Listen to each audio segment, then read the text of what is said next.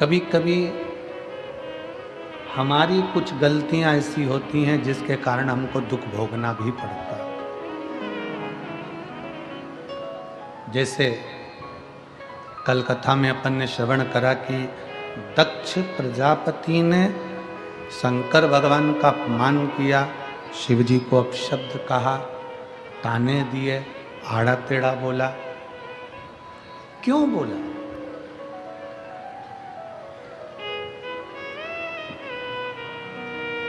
कभी आपने विचार किया? कभी मन में एक विचार लेकर आओ।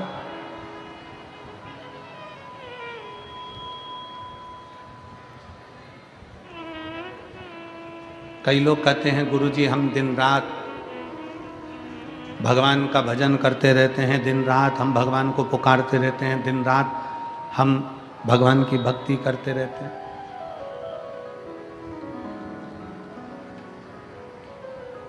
हम माने तुम भगवान कृष्ण को पुकार रहे हो, तुम राम जी को पुकार रहे हो, तुम जानकी जी को पुकार रहे हो, तुम राधा रानी को पुकार रहे हो, तुम शंकर जी को पुकार रहे हो, तुम पार्वती जी को पुकार रहे हो, तुम हनुमान जी को पुकार रहे हो, तुम भगवान श्री दत्त को पुकार रहे हो, तुम्हारी मर्जी पड़े तुम उसको पुकार रहे हो।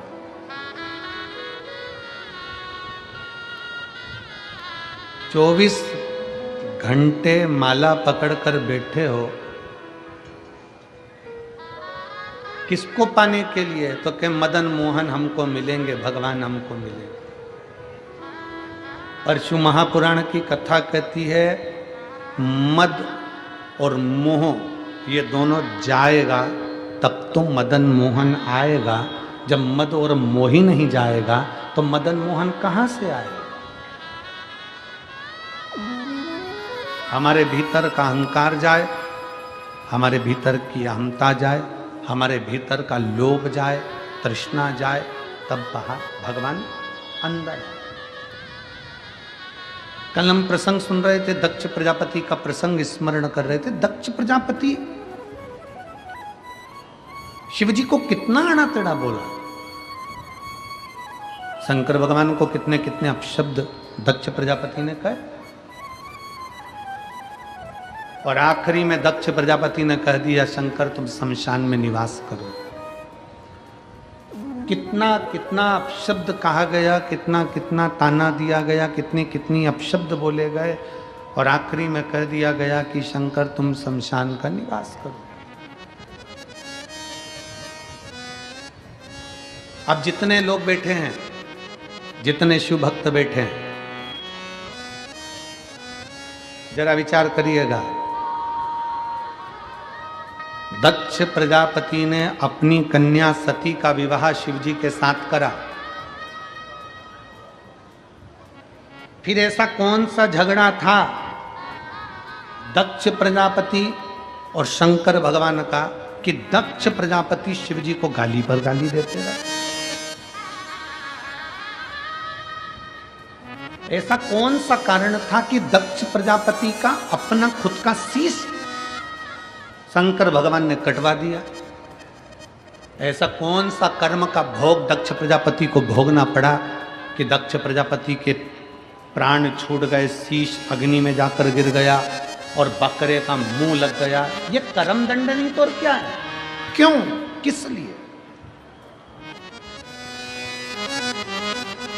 कौन सी गलती दक्ष प्रजापति ने ऐसी कर दी? कौन सी? फिर निवेदन है, जो पहले कहा आज फिर कह रहे हैं कि मत बुरे कर्म कर बंदे वरना पछताएगा। सब बोलो सब, वरना पछताएगा। और भगवान की आंखों से तू बच नहीं पाएगा, तू बच नहीं पाएगा।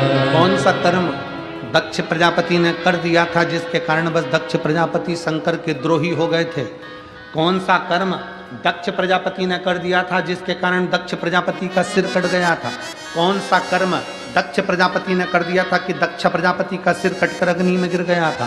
कौन सा कर्म दक्ष प्रजापति ने कर दिया था कि दक्ष प्रजापति का पूरा यज्ञ नष्ट हो गया था? कौन सा कर्म दक्ष प्रजापति ने कर दिया था कि दक्ष प्रजापति का पूरा जितना राज्य भवन था वो सब नष्ट हो गया था? कर्म कौन सा करा था? केवल एक काम दक्ष प्रजापति ने गलत किया था। शायद आप भी वो गलत काम ना कर रहे थे। कौन सा काम करा था दक्ष प्रजापति ने गलत? और भूल से भी अगर वो काम हमारा हो जाता है तो व्यक्ति को जीते जी इस कर्म का दंड तो उसको भोगना ही पड़ता है। जैसे दक्ष प्रजापति स्वयं भोगे, सती के पिता थे तो भी भोगना पड़ रहा। कौन सा कर्म था? चरित्र आता है, बड़ा सुंदर प्रसंग। एक बार दुर्वासा ऋषि मां जगत जननी जगदम्बा की आराधना में लीन, और दुर्वासा बाबा ने मां जगत जननी जगदम्बा की आराधना करी, बहुत तप किया। जगत जननी दर्शन देने नहीं आई।